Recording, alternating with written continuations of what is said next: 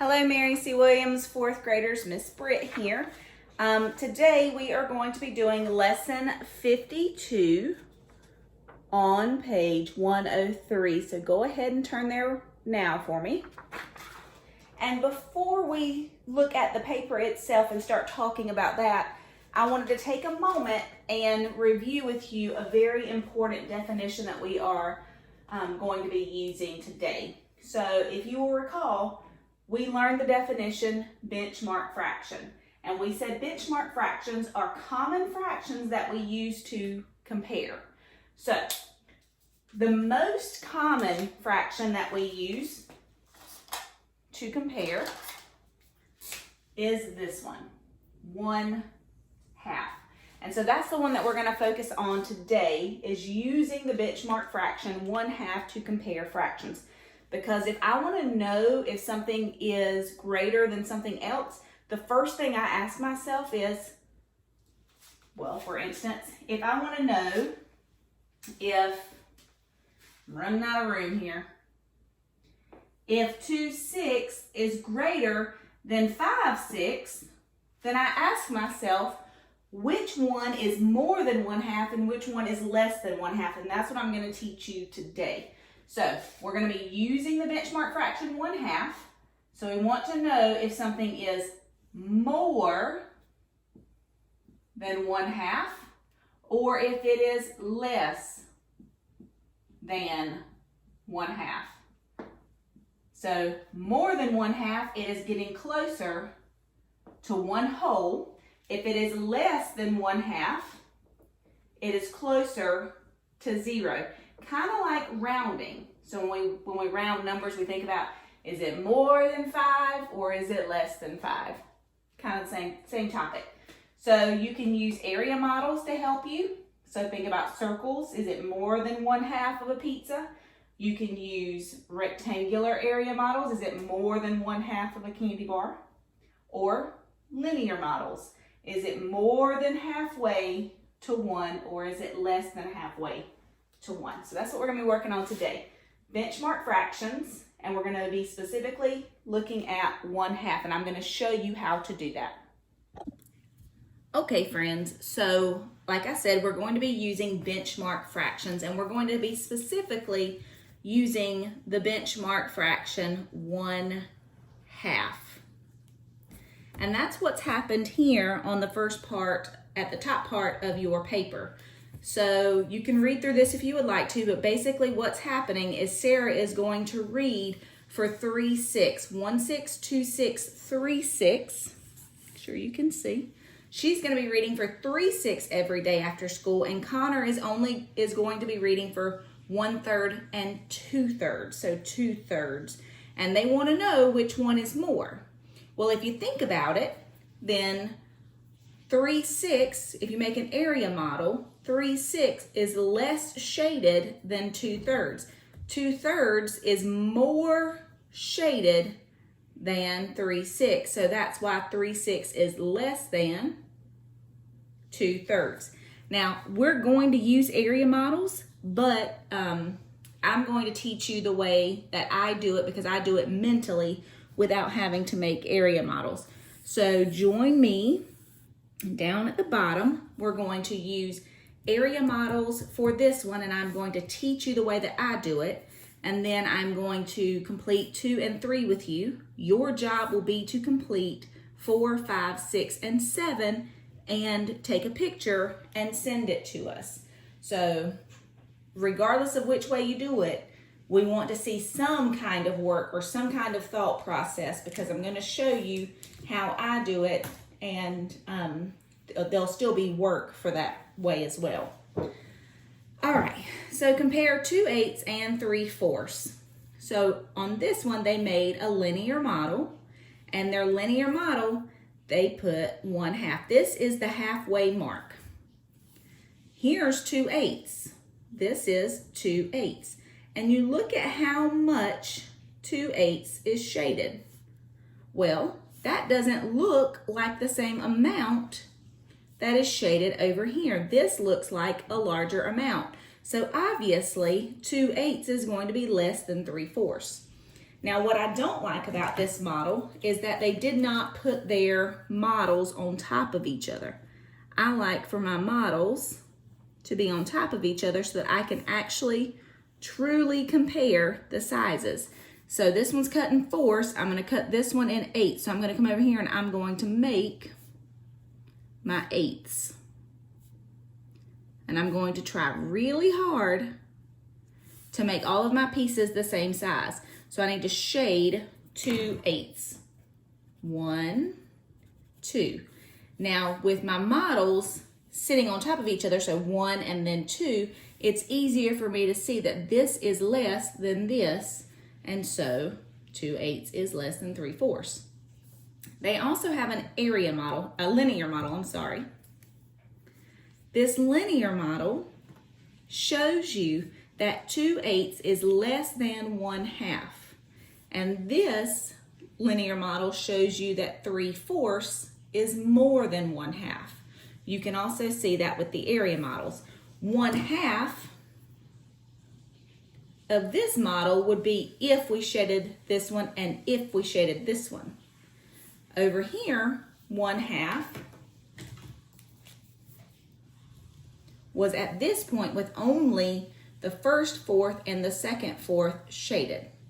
Do you understand?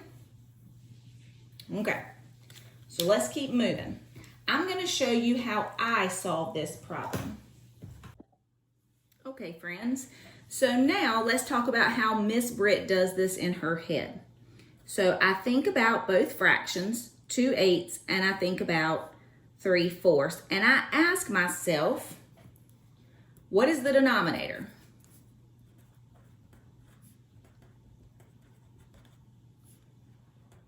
The denominator in this fraction is 8ths. So I ask myself, if the denominator is 8, how many 8ths equals 1/2? Well, that's easy. What's half of 8? That's right, 4. So that means 4 8ths equals the same thing as 1/2. Am I correct? Well, how can I check it? If I'm at 8 and I want to get to 2, I have to say divide by 4. 8 divided by 4, does that equal 2? Yes. If I do it to the bottom, I have to do it to the top. 4 divided by 4 is 1. So yes, 4 8ths does equal 1/2. So then I go up here and I say, is 2 8ths more or less than 4 8ths? Well, that's easy, because we know that if you have the same denominator, that you only need to look at the numerators, and 2 8ths is obviously less than 4 8ths. So the 2 8ths fraction is less than 1/2, because 1/2 equals 4 8ths. And I do all of this mentally. So now let's look at 3 4ths. I go to 3 4ths and I ask myself, well, here's 3 4ths. What's my denominator? My denominator is 4. How many 4ths equals 1/2? Well, that's easy. What's half of 4? Half of 4 is 2. So that must mean that 2 4ths equals 1/2. How can I check that? If I'm at 4 and I want to get to 2, I would have to divide by 2. 4 divided by 2 is 2. So then I come up here and I test it on the top and see if it's equivalent. 2 divided by 2 is 1. Yes, 2 4ths does equal 1/2. So then I come up here and I say, is 3 4ths more than 2 4ths? They have the same denominator, so if they have the same denominator, then that means the more you have in the numerator, then the greater the fraction. Yes, 3 4ths is going to be more than 2 4ths, so this one is more than 1/2. We're going to practice this with another problem. I'm going to show you 2 ways to do this. All right, this is number 2. Now the first thing that you can use is our good, faithful area models. You can always use area models. So I look at this shape and I say, where's 1/2? And I'm just gonna put a line through both of them because half of this one is going to be the same as half of this one. It doesn't matter what I cut them into. So I'm just gonna put my line straight down the middle there. So that's my 1/2 line. That's my line that represents 1/2. Okay? So now I have 1/4 that I need to represent over here, and I put it right here as well. 1/4. So the first thing I need to do is I need to cut this shape into fourths. 4 is an even number, so I can cut it in the middle first, and then I can cut it in the middle again on this side, and the middle on this side.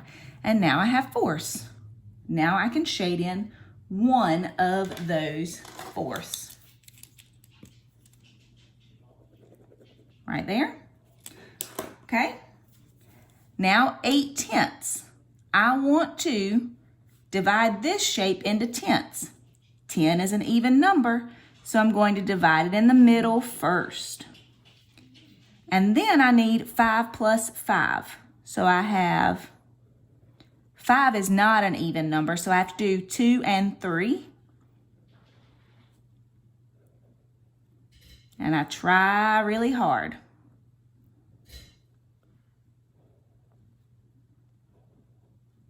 And I messed up on the end, and I'm using pen. So that's not good. Let's see. This one should have went a little bit further over. About right there. That one a little bit further over. And that one a little bit further over. I'm sorry. Let's shade in 8/10. 1, 2, 3, 4, 5, 6, 7, and 8. 8/10 would end about right here. 8/10. And then you'd have 9/10 and 10/10 on the end. So we have 1/4 and we have 8/10. If you use area models, it's going to be very easy for you to see that 1/4 is less than 1/2 and 8/10 is more than 1/2. But, you know, not everybody wants to draw area models all the time, so there's an easier way. All you have to do is look at the denominators. I'm looking at this one and I say, that is fourths. How many fourths equals 1/2? Well, I know half of 4 is 2, so that means 2/4 equals 1/2. If 2/4 equals 1/2, then 1/4 is less than 1/2. Let's look at 8/10. Looking at the denominator, 10. The denominator 10. What is half of 10? Because whatever half of 10 is going to equal 1/2. Half of 10 is 5. 8/10 is more than 5/10. So that means this fraction of 8/10 is going to be more than 1/2. So it's easy for me to compare them. I can easily see that since 1/4 is less than 1/2 and 8/10 is more than 1/2, that the fraction 8/10 is greater than the fraction of 1/4, or I could say 1/4 is less than 8/10.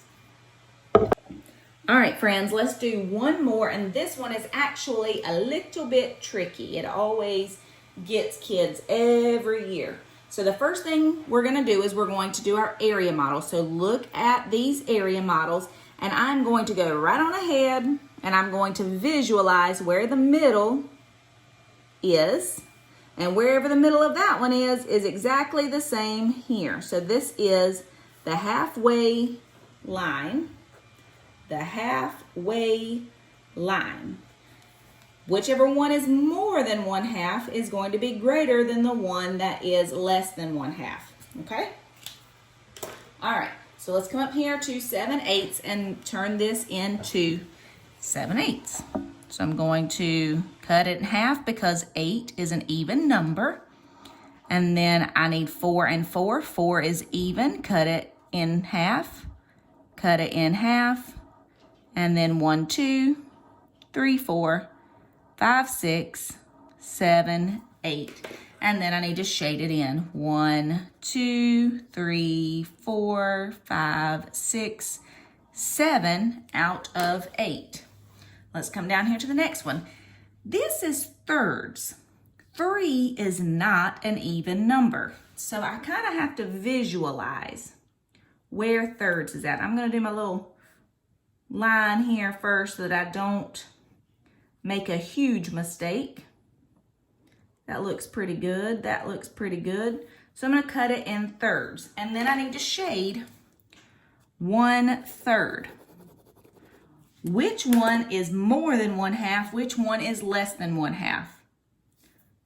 Obviously, this one is less than 1/2 because it did not make it to our line that is the halfway point. This one is more than 1/2 because it went farther than our halfway line. All right, so this is how you would show your work using area models.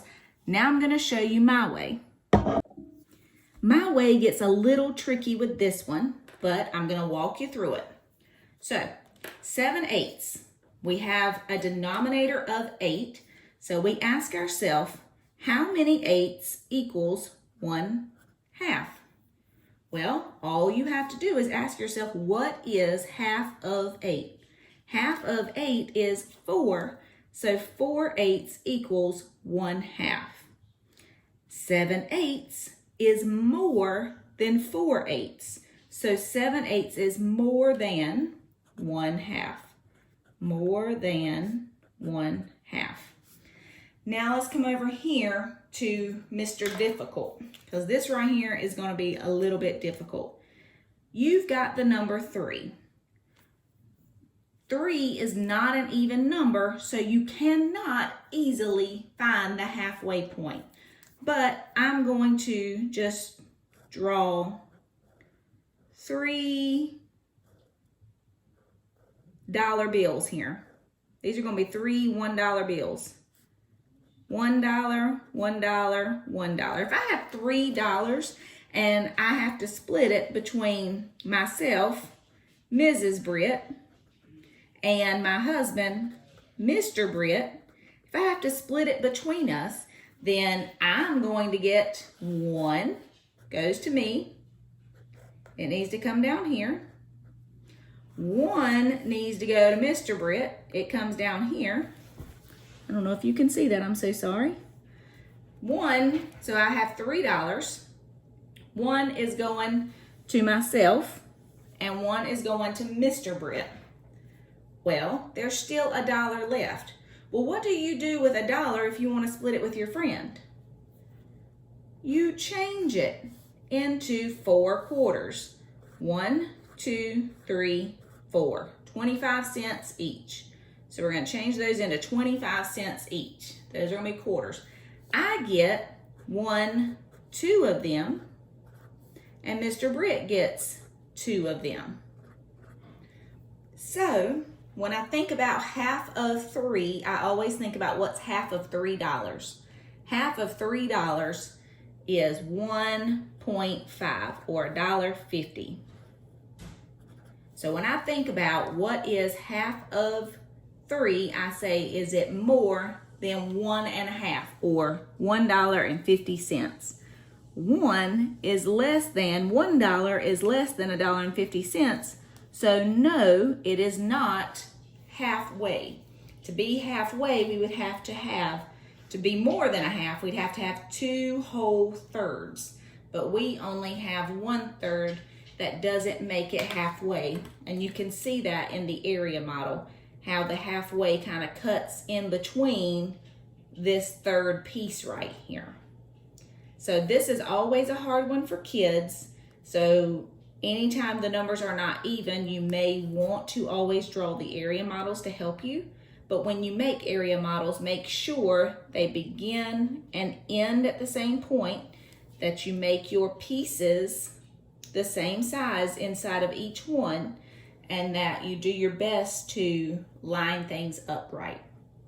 All right, my friends, I hope this helped. This is the hardest part of these, is when you have a number on the bottom that is an odd number. So which one is greater, which one is less? 7/8 is greater than 1/3, because 7/8 is more than 1/2 and 1/3 is less than 1/2.